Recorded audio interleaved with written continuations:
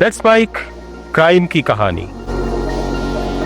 कुलदीप सिंह सेंगर पर बड़ा फैसला सुनाया सुप्रीम कोर्ट ने। दिल्ली हाई कोर्ट ने आपको बता दें कुलदीप सेंगर की सजा पर रोक लगाई कि मैं उस षड्यंत्र से बाहर निकल गया। कुलदीप सेंगर जी, उनके साथ षड्यंत्र हुआ था। 28 जुलाई 2019 हाईवे पर चारों तरफ सन्नाटा था। तभी सड़क पर तेजी से दौड़ती हुई एक सफेद कार आती है। अचानक सन्नाटे को चीरती हुई एक आवाज आती है, टायरों की घिसटने की चीख। सामने से एक बेकाबू ट्रक बिजली की रफ्तार से आता है। इससे पहले कि कार ड्राइवर संभल पाता, एक तेज धमाके जैसी आवाज गूंजती है और कार खिलौने की तरह हवा में उछलकर दूर जाती है। चारों तरफ सिर्फ धुआं और खून की बूंदें, हवा में तैरती धूल, जलते हुए टायर की बदबू और सड़क पर बिखरा हुआ कांच। रायबरेली का वो हाईवे अचानक एक कब्रिस्तान में बदल चुका था। एक भारी ट्रक ने उस सफेद कार को इतनी जोर से टक्कर मारी कि गाड़ी लोहे का एक ढेर बन गई। चीखने का मौका तक नहीं मिला। दो लोग वहीं ढेर हो गए और दो अपनी आखिरी सांसें गिन रहे थे। ये सब कुछ सुनने में किसी क्राइम थ्रिलर मूवी का ओपनिंग सीन लग रहा होगा। दूर से देखने पर शायद एक भयानक एक्सीडेंट लगेगा, पर जरा करीब आइए, उस ट्रक को देखिए। उसकी नंबर प्लेट पर जानबूझकर काला पेंट पोता गया है ताकि पहचान छुपाई जा सके। क्या ये इत्तेफाक था? शायद नहीं। क्यों? वो आप अगली इंफॉर्मेशन से समझ जाएंगे। क्योंकि उस गाड़ी के अंदर एक लड़की थी जो लहूलुहान हालत में इंसाफ के कागजात अपनी मुट्ठी में भींचे बैठी हुई थी। ये वही लड़की थी जिसका 17 साल की उम्र में रेप हुआ था। वो अपने परिवार और वकील के साथ कोर्ट जा रही थी, उस ताकतवर इंसान के खिलाफ गवाही देने जिसने उसकी दुनिया उजाड़ दी थी। पर इससे पहले कि वो कोर्ट पहुंचती, उसे ट्रक से उड़वा दिया गया, वो भी योगी जी के जीरो टॉलरेंस वाले उत्तर प्रदेश में। क्या ये फिल्म का कोई स्क्रिप्ट था? नहीं, ये हकीकत थी। इस कहानी में सिर्फ ये हादसा नहीं है, इसमें एक बाप की कस्टडी में हुई मौत है। बेरहमी से पीटकर उन्हें मौत के घाट उतारा गया। एक चाचा का जेल जाना है और एक ऐसा सिस्टम है जिसने एक ऐसे इंसान को बेल दे दी जो रेप के मामले में जेल काट रहा है। और क्योंकि वो सत्ता की कुर्सी पर बैठा एक पावरफुल विधायक था, नाम कुलदीप सिंह सेंगर। भारतीय जनता पार्टी का वो पुराना विधायक जिसके समर्थन में बड़े बड़े बाहुबली भी सामने आ गए हैं, ये कहते हुए कि कुलदीप भाई के साथ तो षड्यंत्र हुआ है। षड्यंत्र, उनके खिलाफ षड्यंत्र हुआ है, इसलिए कानून के तहत उन्हें बेल मिली है। कुलदीप सेंगर जी को जमानत हुई है, उसका मैं स्वागत करता हूं। उनके साथ अन्याय हुआ था, उनके साथ षड्यंत्र हुआ था। और उस लड़की के साथ क्या हुआ? उसे दिल्ली में पीसफुल प्रोटेस्ट करते हुए गिरफ्तार कर लिया गया, घसीट के पुलिस की गाड़ी में ठूस दिया गया, और जिसने रेप किया उसे बेल। क्या अब ऐसे में भारत के बेटी बचाओ बेटी पढ़ाओ पर सवाल नहीं उठेगा? बिल्कुल उठेगा। और जो हालत अभी देश की है कि एक रेप विक्टिम को जेल भेजा जा रहा है, एक रेप विक्टिम को घसीट के डिटेन किया जा रहा है और रेपिस्ट को बेल मिल रहा है, ऐसे में आप क्या सोचते हैं? हेलो दोस्तों, मैं Pancham Prakash and welcome to the dark story of Unnao 5। शुरू करते हैं आज कहानी एकदम शुरू से और जानेंगे आज तक की कहानी, और साथ ही ये भी कि जिस रेपिस्ट को बेल मिल गई थी दिल्ली के कोर्ट से, उसके केस पर अब सुप्रीम कोर्ट ने क्या कहा है। सुप्रीम कोर्ट आखिर किसके साथ है? विक्टिम के साथ या फिर रेपिस्ट के साथ? बने रहिए कहानी में अंत तक मेरे साथ, सब कुछ एकदम डिटेल में समझते हैं। खबर, कुलदीप सेंगर को सुप्रीम कोर्ट से मिला है बड़ा झटका। बीजेपी विधायक कुलदीप सिंह सेंगर की जमानत के खिलाफ सीबीआई सुप्रीम कोर्ट जाने की तैयारी कर रही है।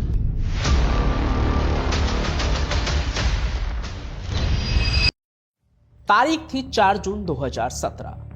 मानसून की आहट थी, लेकिन उन्नाव के माखी गांव में और गर्मी और सन्नाटा दोनों गहरे थे। एक 17 साल की दलित लड़की जिसकी आंखों में गरीबी से निकलने के सपने थे, अपने घर से निकलती है। उसे बताया गया था कि विधायक जी यानी कुलदीप सिंह सेंगर के यहाँ नौकरी मिल सकती है। विधायक जी ये कोई साधारण नाम नहीं था। बीजेपी के कद्दावर नेता, 4 बार के एमएलए, उनके घर के बाहर गाड़ियों का काफिला और समर्थकों का हुजूम हमेशा रहता था। उस बच्ची को लगा कि शायद ये कोठी उसकी बदहाली दूर कर देगी। उसे क्या पता था कि नौकरी के बहाने अपने लिए एक नर्क के दरवाजे पर खड़ी है। शशि सिंह नाम की एक महिला उसे अंदर ले जाती है। रात के 8 बज रहे थे। अंदर विधायक जी इंतजार कर रहे थे। उस रात उस 4 दीवारी के पीछे जो हुआ वो रूह कपा देने वाला था। जब वो लड़की बाहर निकली तो वो नहीं थी जो अंदर गई थी। उसका बचपन, उसकी गरिमा, उसका सब कुछ कुचल दिया गया था एक विधायक के जरिए जिसका नाम था कुलदीप सिंह सेंगर। लेकिन असली लड़ाई तो अभी शुरू ही नहीं हुई थी, क्योंकि असली विलेन सिर्फ वो इंसान नहीं था, बल्कि एक पूरा इकोसिस्टम था जो उस इंसान को बचाने के लिए खड़ा होने वाला था। उस इंसान को बचाने के लिए जिसने एक गरीब की बच्ची की अस्मिता पर हाथ डाला था, उसकी जिंदगी को तार तार कर दिया था, उसके परिवार को बर्बाद कर दिया था। अगले कुछ महीने उस परिवार के लिए किसी डरावने सपने जैसा था। पुलिस स्टेशन जाने पर उन्हें मदद नहीं मिलती, बल्कि धमकियां मिलती, गालियां मिलती। विधायक के गुर्गे खुलेआम गांव में घूमते। सोचिए, एक तरफ वो परिवार जिसके पास खाने के लाले थे, और दूसरी तरफ वो सत्ता जिसके पास, पुलिस जिसके पास, पैसा जिसके पास, रुतबा जिसके पास, सब कुछ था उसके पास। लेकिन फिर भी लड़की ने हार नहीं मानी। उसने मुख्यमंत्री योगी आदित्यनाथ को चिट्ठियां लिखी। उसने हर वो दरवाजा खटखटाया जहां से इंसाफ की उम्मीद थी। लेकिन विडंबना देखिए, सत्ता का नशा इतना गहरा था कि पुलिस ने एफआईआर दर्ज करने के बजाय उस लड़की और उसके परिवार को ही प्रताड़ित करना शुरू कर दिया। इसी बीच एक और मोड़ आता है। उस लड़की को अगवा कर लिया जाता है, उसे औरैया ले जाया जाता है, उसे 60,000 रुपए में बेचने की कोशिश होती है। यह सिर्फ एक रेप केस नहीं रह गया था, यह एक ह्यूमन ट्रैफिकिंग और पावर गेम का कॉकटेल बन चुका था। अप्रैल 2018 केस को हुए करीब 1 साल हो चुका था। अब विधायक के भाई अतुल सिंह सेंगर की एंट्री होती है। 3 अप्रैल को अतुल सिंह और उसके गुर्गों ने विक्टिम लड़की के पिता को सरेआम पीटा। क्यों? क्योंकि वो इंसाफ मांग रहे थे, वो विधायक के खिलाफ बोल रहे थे, अपने लिए न्याय मांग रहे थे। लेकिन सिस्टम की क्रूरता देखिए। पुलिस ने घायल पिता को अस्पताल भेजने के बजाय, उनकी मदद करने के बजाय, आर्म्स एक्ट के फर्जी केस में उन्हें कस्टडी में ले लिया।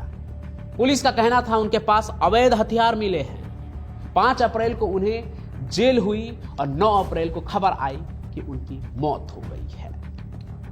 एक लड़की जिसके साथ रेप हुआ था, एक लड़की जिसकी इज्जत एक विधायक ने लूटी थी, एक लड़की जिसके कंप्लेन पर विधायक की गिरफ्तारी होनी चाहिए थी, उल्टे उसके पिता को ही गिरफ्तारी करके कस्टडी में मार दिया गया। पोस्टमार्टम रिपोर्ट ने पोल खोल दी। बचाने की काफी कोशिश हुई कि ऐसे मर गया वैसे मर गया, लेकिन रिपोर्ट ने पोल खोल दी। शरीर पर 14 गहरे घाव थे। यह कस्टोडियल डेथ थी, यानी कि पुलिस की हिरासत में हुई हत्या। अब उस लड़की के पास खोने के लिए कुछ नहीं बचा था। 8 अप्रैल को अपने पिता की मौत से ठीक 1 दिन पहले उसने लखनऊ में मुख्यमंत्री आवास के बाहर खुद पर तेल छिड़क कर आग लगाने की कोशिश की। वो मंजर कैमरे में कैद हो गया और देखते ही मामला नेशनल हेडलाइन बन गया। अब दिल्ली की नींद खुली। सुप्रीम कोर्ट ने खुद संज्ञान लिया और मामला सीबीआई को सौंप दिया गया। उन्नाव की फाइल अब सीबीआई के हाथ में थी। जुलाई 2019 केस दिल्ली ट्रांसफर हो चुका था। ऐसा लग रहा था कि अब शायद कुछ बदलेगा, लेकिन बाहुबलियों का खेल इतना आसान नहीं होता। लड़की अपनी 2 चाचियों और वकील के साथ कार से जा रही थी। रायबरेली के पास एक तेज रफ्तार ट्रक उनकी कार को टक्कर मारता है। एक्सीडेंट? पहली नजर में शायद यह एक्सीडेंट लग सकता था, लेकिन जब पास जाकर देखा गया तो ट्रक की नंबर प्लेट काली स्याही से पुती हुई थी, यानी कि कोई ना कोई उसे छुपाने की कोशिश कर रहा था ताकि ट्रक की पहचान न हो सके। इस टक्कर में लड़की की दोनों चाचियों की मौत हो गई। वकील और लड़की बुरी तरह से घायल हो गए। वेंटिलेटर पर पड़ी वो लड़की अब सिर्फ एक विक्टिम नहीं बल्कि सिस्टम की शहीद बनने की कगार पर थी। देश भर में गुस्सा फूट पड़ा। लोगों को समझ आ गया कि ये एक्सीडेंट नहीं है बल्कि गवाहों को खत्म करने की एक साजिश हो रही है। सुप्रीम कोर्ट ने तुरंत एक्शन लिया। 7 केस दिल्ली ट्रांसफर कर दिए। लड़की के रेप के आसपास जितने भी केस थे सभी को दिल्ली लाया गया कि अब सारी सुनवाई यहीं होगी निष्पक्षता से। वहां बाहुबलियों का जोर नहीं चलेगा। यूपी सरकार की जो मदद मिल रही है बाहुबलियों को वो नहीं मिलेगी। सीधे सीधे कार्रवाई होगी पूरे ट्रांसपेरेंसी के साथ। पीड़िता को 25 लाख का मुआवजा मिला और सीआरपीएफ की सुरक्षा दी गई। अब लड़ाई उन्नाव के गन्ने के खेत से निकलकर दिल्ली की कड़कड़दुमा कोर्ट तक पहुंच चुकी थी। 16 दिसंबर 2019 जज धर्मेश शर्मा ने अपना ऐतिहासिक फैसला सुनाया। कुलदीप सिंह सेंगर को उम्र कैद की सजा हुई। कोर्ट ने कहा सेंगर ने एक बच्ची के शरीर और उसके मन को कुचल दिया। इसके बाद मार्च 2020 में पिता की मौत के मामले में भी उसे 10 साल की सजा सुनाई गई। वो जो कस्टोडियल डेथ हुआ था ना उसके लिए भी 10 साल की सजा। ऐसा लगा कि इंसाफ हो गया। फांसी ना सही लेकिन अब वो बाहुबली सलाखों के पीछे जिंदगी भर रहेगा, उम्र कैद की सजा काटेगा। उसका रसूख मिट्टी में मिल चुका था। लेकिन क्या वाकई ऐसा था? दोस्तों अब हम आते हैं करंट सिनेरियो पर। दिसंबर 2025 साल का आखिरी महीना और आखिरी कुछ दिन बचा है। जब सबको लगा कि कहानी खत्म हो गई है तभी एक ऐसा फैसला आता है जिसने फिर से पुराने जख्मों को हरा कर दिया। 23 दिसंबर 2025 को दिल्ली हाई कोर्ट ने कुलदीप सिंह सेंगर की उम्र कैद की सजा को सस्पेंड कर दिया और उसे जमानत दे दी। लॉजिक क्या था? क्या लॉजिक था एक रेपिस्ट को, एक ऐसे आदमी को जिसने एक लड़की को बेचने की कोशिश की, उसे जान से मारने की कोशिश की, उसके पिता की हत्या करवा दी कस्टडी में, उसके चाचे को जेल में पहुंचवा दिया, उस इंसान को जमानत देने का लॉजिक क्या था?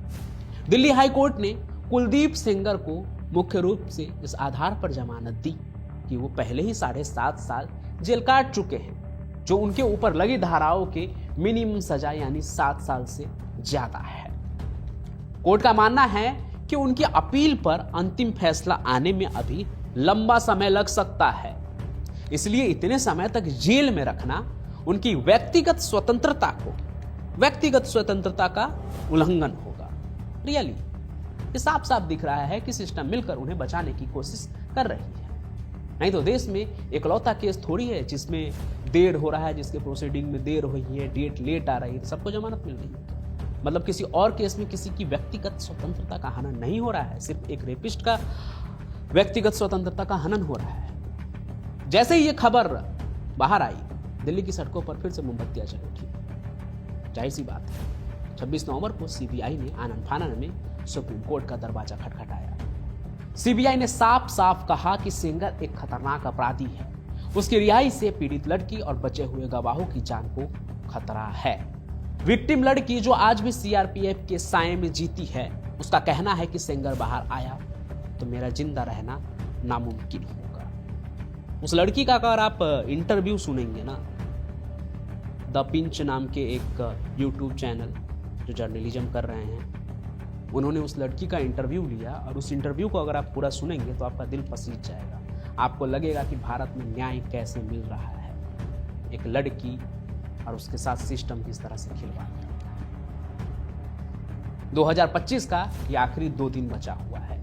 सेंगर फिलहाल जेल में ही है क्योंकि उसकी 10 साल वाली दूसरी सजा अभी बरकरार है, लेकिन जो उम्र कैद का कवच था वो दरक चुका है। उसे तोड़ने की कोशिश की जा रही है, यानी हौले से वो प्लॉट तैयार करने की कोशिश की जा रही थी जिसमें आने वाले कुछ साल में रेपिस्ट महोदय किसी और का शिकार करने के लिए लाइसेंसी हो जाएंगे, रिहा हो जाएंगे। उन्नाव का ये केस सिर्फ रेप केस नहीं है, यह हमारे समाज के उस कड़वे सच का आईना है जहां जाति और सत्ता मिलकर न्याय का गला घोटते हैं। एक दलित लड़की को एक ठाकुर बाहुबली के खिलाफ खड़े होने के लिए अपनी आधी से ज्यादा फैमिली की लाशें उठानी पड़ी। सोचिए, क्या वाकई हमारा कानून सबके लिए बराबर है? क्या 4 लोगों की मौत और एक बच्ची की बर्बाद हुई जिंदगी की कीमत सिर्फ कुछ साल की जेल है? कांग्रेस और समाजवादी पार्टी जैसी पार्टियां इसे बेटियों का अपमान बता रही है। बीजेपी के कुछ बाहुबली नेता जो है, जैसे बृजभूषण सिंह जैसे जो नेता हैं, वो इसे षड्यंत्र बता रहे हैं कुलदीप सेंगर के खिलाफ। उनके नज़र में कुलदीप सेंगर निर्दोष है, शायद उनके बयानों से तो ऐसा ही लगता है। लेकिन ये सब चीज़ तो बहुत ही पॉलिटिकल है, क्योंकि पॉलिटिकल पार्टी आपके लिए नहीं बोलती, आपके लिए काम नहीं करती है। अगर वो विपक्ष में हुआ तो वो बोलेंगे, अगर पक्ष में हुआ तो वो बोलेंगे। कोई सच के लिए, न्याय के लिए सामने नहीं आएंगे। ये सवाल हम सब के लिए है, क्या हमारे देश में न्याय सिर्फ रुतबे का मोहताज रहेगा? उन्नाव की वो बच्ची आज भी दिल्ली के किसी सुरक्षित ठिकानों पर बैठी खिड़की के बाहर देखती होगी। उसे नहीं पता कि कल की सुबह उसके लिए इंसाफ लाएगी या वही पुराना डर बरकरार रहेगा। लेकिन फिलहाल सुप्रीम कोर्ट ने जो फैसला दिया है, जो एक दरक रही थी ना, जो उसे लाइफ इंप्रिजमेंट मिली थी, जो उसे आजीवन कारावास मिला था, जिसे हटाने की कोशिश की जा रही थी, सुप्रीम कोर्ट ने उस पर एक ऐसा फैसला दिया है जो कुछ राहत पहुंचाने वाला है। आज यानी दिसंबर 2025 को सुप्रीम कोर्ट ने कुलदीप सिंह सेंगर की जमानत पर अंतरिम रोक लगा दी है, जिससे उसकी जेल से रिहाई फिलहाल नहीं होगी। कोर्ट ने सीबीआई की याचिका पर सुनवाई करते हुए सेंगर को नोटिस जारी किया है और हाई कोर्ट के जमानत के फैसले को चुनौती देने वाली दलीलों को गंभीरता से लिया है। पीड़िता की सुरक्षा को ध्यान में रखते हुए सुप्रीम कोर्ट ने स्पष्ट किया है कि सेंगर अगले आदेश तक जेल में ही रहेगा। यानी 7.5 साल का हवाला देकर जो उसे बेल मिल रही थी, उस पर द एंड लग गया है। बाकी आपको क्या लगता है? फिलहाल तो सुप्रीम कोर्ट ने इस पर अंतरिम रोक लगा दी है, लेकिन क्या हमेशा के लिए ये जारी रहेगा? क्या उसे उसके किए की सजा मिलेगी, या फिर आने वाले वक्त में कोई ना कोई दावपेच खेलकर फिर से ये बाहर आने की कोशिश करेगा? और जब ये बाहर आने की कोशिश करेगा तो हम और आप क्या करेंगे? एक बार फिर से आवाज उठाएंगे या चुप हो जाएंगे ट्रेंड की तरह, जो शाम तक चलता है और सुबह तक खत्म हो जाता है?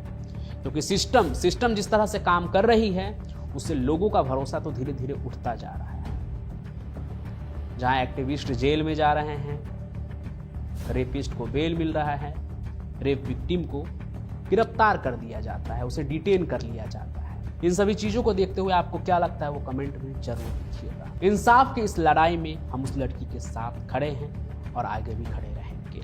मैं पंचम प्रकाश, इस कहानी पर कोई भी अपडेट आएगा तो उसके साथ फिर से हाजिर होऊंगा आप सभी के बीच। आप भी ज़्यादा से ज़्यादा इस मुहिम में हिस्सा लें और इस तरह का जो भी चीज़ सोसाइटी में हो रहा है उसके खिलाफ बोले। जिस स्तर पे भी आप बोल सकते हैं, बोले ज़रूर, क्योंकि चुप रहेंगे तो एक दिन ये खतरा आप तक भी पहुंच सकता है। हम फिर मिलेंगे, तब तक के लिए स्टे अलर्ट एंड सेफ। जय हिंद, जय भारत।